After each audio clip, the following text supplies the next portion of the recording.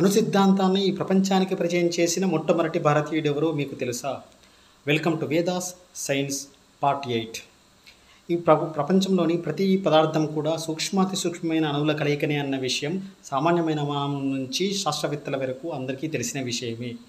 అయితే ఈ పరమాణు రహస్యాన్ని క్రీస్తుపూర్వం 2వ శతాబ్దంలోనే తన వైశేషిక తత్వచింతన అనే గ్రంథం ద్వారా ఈ ప్రపంచానికి చాటి చెప్పినటువంటి మొట్టమొదటి భారతీయుడే కణాదుడు. అయితే 2400 సంవత్సరాల క్రితం డెమోక్రిటస్ అనే పాశ్చాత్యుడు ఈ పరమాణువుని ఆటంగా పేర్కొన్నాడు. అది గ్రీకు పదమైనటువంటి ఆటమస్ అంటే విభజింప వీలు కానిది అన్న పదార్థం నుండి వచ్చినది.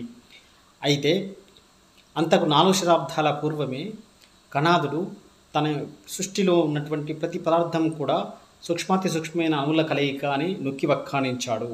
క్రీస్తుపూర్వం 6వ శతాబ్దంలో జన్మించినటువంటి ఈ కణాదుడికి ఔలుక్య, కాశ్యప అనే పేర్లు కూడా ఉన్నాయి.